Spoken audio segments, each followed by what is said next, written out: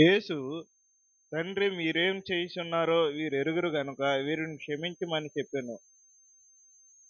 వారు ఆయన వస్త్రములు పంచుకొనుటకై చీట్లు వేసిరి. దేవుడు ఈ పరిశుద్ధ వాక్యము మన ఇల్కిల్లో దీవించుగాక.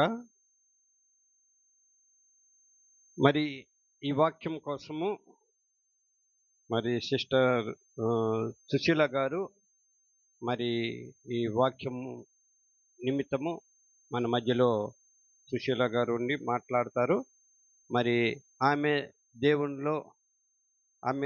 దేవుడిచ్చే మాట్లాడబడలాగున మరి మన మధ్యలో ఉన్న విక్టోరియా రాణి ఆమె కోసం ప్రార్థన చేయవలసిందిగా మనం చేస్తున్నాం.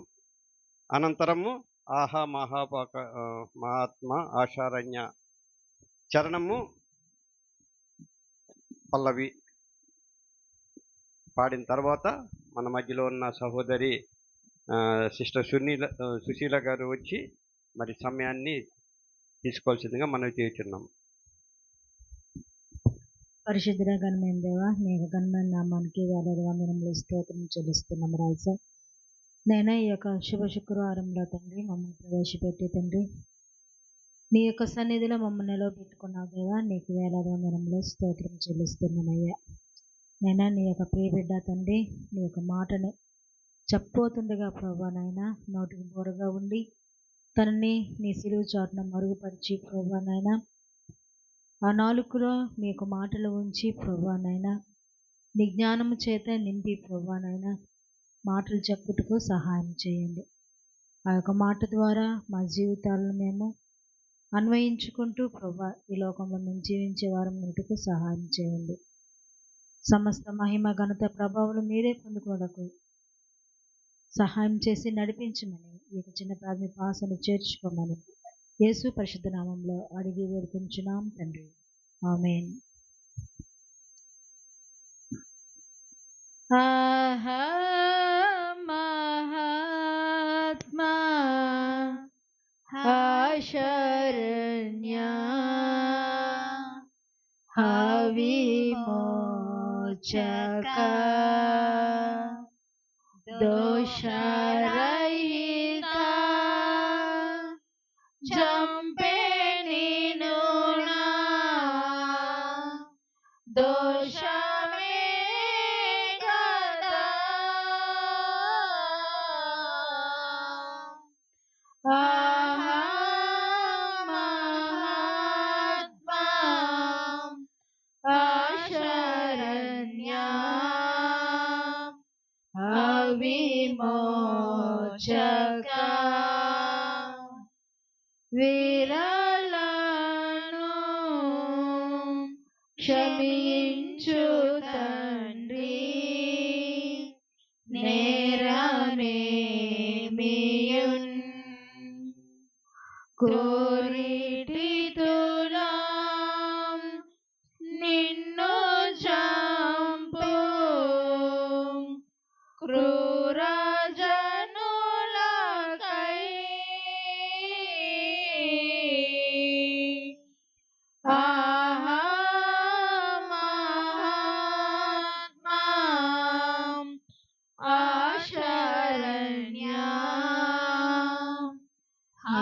విమోచక. ఇప్పుడు ఈ మొదట మాట వచ్చి మన మధ్యలో ఉన్న సిస్టర్ సుశీల గారు ఈ సమయాన్ని వారికి అప్పగిస్తున్నాం.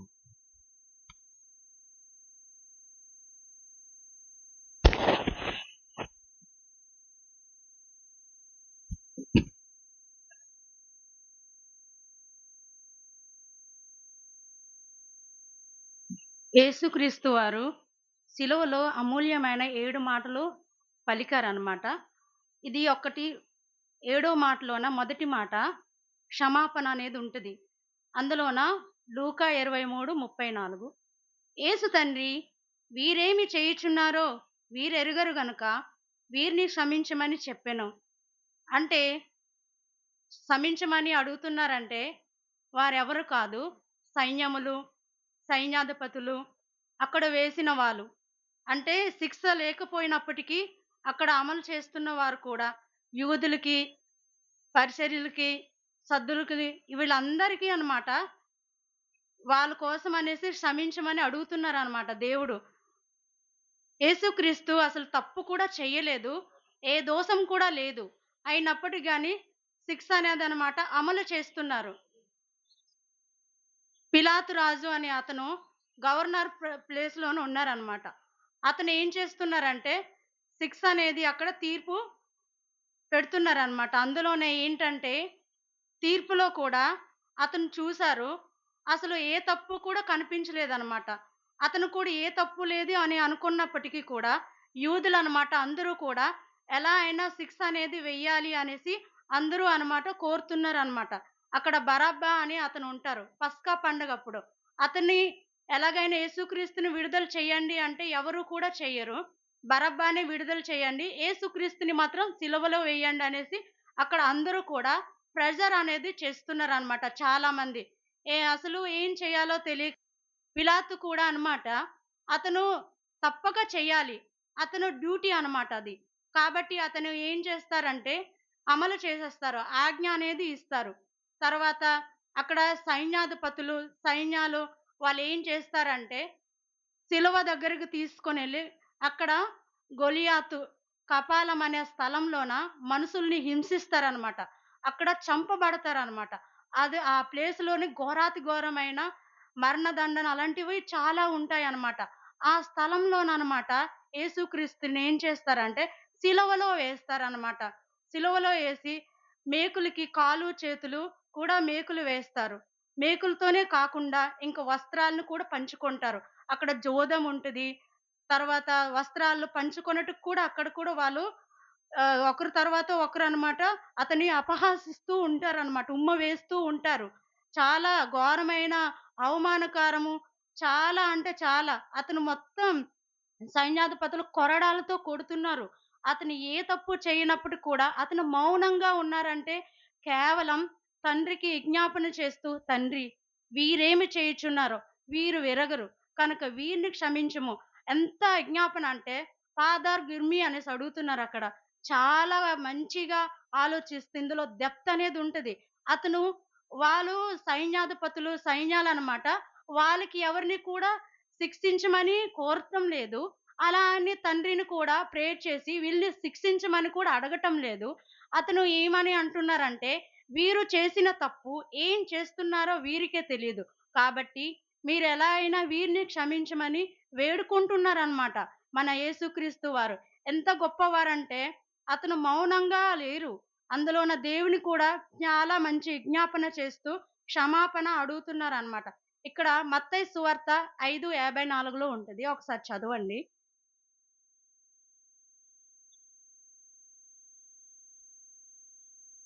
మత్తయి 5:44 మీ శత్రువులను అక్కడి నుండి చదవండి. నేను మీతో చెప్పినదేమనగా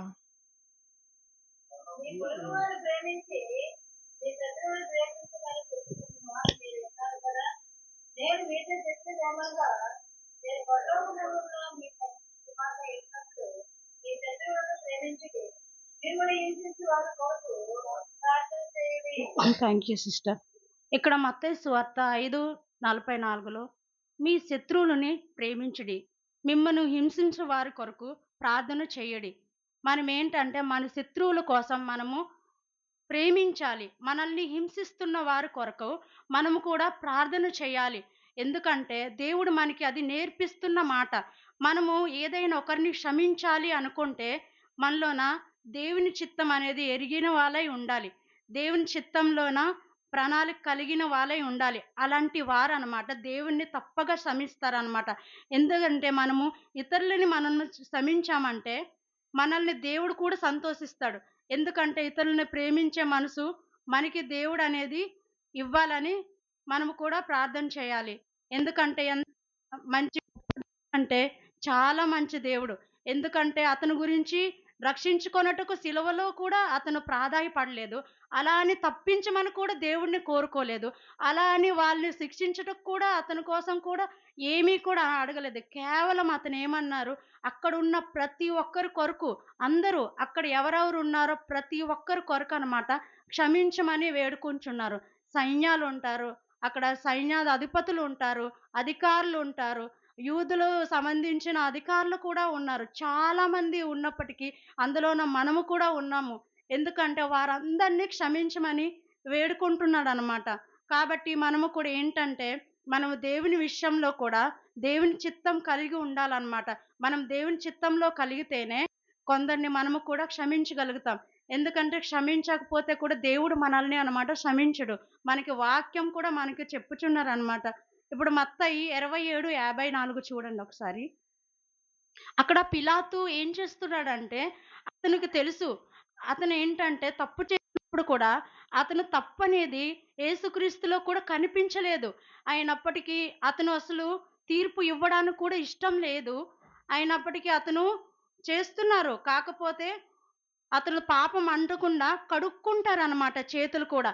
మా కుటుంబానికి కూడా ఆ పాపం అనేది నాకు అంటకూడదు, నా ఫ్యామిలీ కూడా అంటకూడదు, నన్ను కూడా అంటకూడదు అనే ఉద్దేశంతోననమాట అతను మత్తయి 27:54లో ఉంటది. ఒకసారి చదవండి. అతనికి కూడా యేసునకు కావలి ఉన్న వారును భూకంపములు జరిగిన కార్యములన్నిటినీ చూసి మిక్కిలి భయపడి నిజముగా ఈయన దేవుని కుమారుడని చెప్పుకొనిరి. అక్కడ పిలాతు అనే అతను గవర్నర్ ప్లేస్లో ఉండి కూడా తీర్పిచ్చాడు. అతను ఏంటంటే నిజముగా ఈయన దేవుని కుమారుడు అని తెలుసుకున్నారనమాట. ఎందుకంటే అతను చూస్తున్నారు అతని యొక్క అద్భుతాలేంటి, అతని యొక్క మానవ రూపంలో వచ్చారే కానీ అతనైతే ఏ భేదము లేదు, ఏ తప్పును లేదనమాట. కాబట్టి అతను నిజంగా ఈయన దేవుని కుమారుడు అంటున్నాడు. అతను శిక్షించినప్పటికీ తప్పకుండా చెయ్యాలన్నమాట, అమలు చెయ్యాలి. కాబట్టి అక్కడ యూదులు అనేవారనమాట ఒత్తిడి చేస్తున్నారు. ఆ ఒత్తిడిని తట్టుకోలేక తీర్పు అనేది ఇస్తున్నారనమాట. కాబట్టి అతను ఇచ్చి కూడా అతను చేతులు అనేది కడుక్కోవడం జరుగుతుందనమాట. ఎందుకంటే నేను ఈ చేసిన తప్పుని, అతను చాలా నీతిమంతుడు అయినప్పటికీ నేను శిక్షించటికి నాకు జరిగిన దానికి నాకు ఆ పాపం అనేది నాలో అంటకూడదు అనే ఉద్దేశంతోనమాట అతను ఏం చేస్తారంటే చేతులు అనేది కడుక్కుంటారనమాట. మళ్ళీ నిజంగా ఈయన దేవుని కుమారుడు అంటే ఇప్పుడు చాలా మంది సైన్యాలు ఉంటారు, సైన్యాధిపతులు ఉంటారు. అక్కడ దేవుడిని సిలువ వేసేటప్పుడు అనమాట వాళ్ళు ఎంత ఘోరంగా, చాలా క్రూరంగా అనమాట సిలువలోని హింసిస్తూ మళ్ళీ ముందుకి వెనక్కి వేలాడుతున్నప్పుడు కూడా అక్కడ రంధ్రంలోనే వేస్తున్నప్పుడు అతను ఏంటంటే చాలా ఇబ్బంది పెట్టినప్పటికీ అతను చాలా ఘోరంగా చేస్తారు. అయినప్పటికీ అతను అనమాట భరిస్తూనే ఉంటారనమాట. అక్కడ అందరూ కూడా చూస్తారు. అక్కడ సైన్యాలు ఉన్న ప్రతి ఒక్కరు కూడా ఈయన నిజంగా దేవుని కుమారుడే అనేసి అతను కూడా అనుకుంటారనమాట. ఎందుకంటే అతను దేవుని కుమారుడు అనేసి వాళ్ళందరూ కూడా దేవునికి అనమాట క్షమాపణ అనేది అడుగుతున్నారనమాట. కాబట్టి మనము కూడా ఏంటంటే దేవుని దగ్గరికి అనమాట మనము కూడా క్షమాపణ అనేది అడగాలన్నమాట. అప్పుడు మనల్ని కూడా మన క్షమాపణలు కూడా దేవుడు కూడా మనల్ని క్షమిస్తాడనమాట. ఆ విధంగా పిలాతు క్షమాపణ అనేది అతను బెటర్ క్యాండిడేట్ అనమాట. ఎందుకంటే అంత పెద్ద రాజు అయినప్పటికీ అతను ముందు కూడా ఏ తప్పు లేదనేసి కూడా అతను శిక్షించినప్పటికీ అతని చేతులు కడుక్కుంటున్నారంటే ఎంత గొప్ప విషయము. కాబట్టి మనము కూడా మన కొరకు, మీకోసం నా కోసం సిలువలో ఎంతగానో మరణించాడు. మన పాపాన్ని ఆయన భారం మీద వేసుకొని మనల్ని ఎంతగానో రక్షించాడనమాట. కాబట్టి మనము చేసిన పాపాలని మన కొరకు ఈ రోజున బలి అయి వేలాడి ఆకాశానికి భూమికి మధ్యలో ఆయన ఎంతగానో బాధపడుతూ కూడా తండ్రిని వేడుకున్న చాలా మంచి విజ్ఞాపన ఇది తండ్రితోనమాట.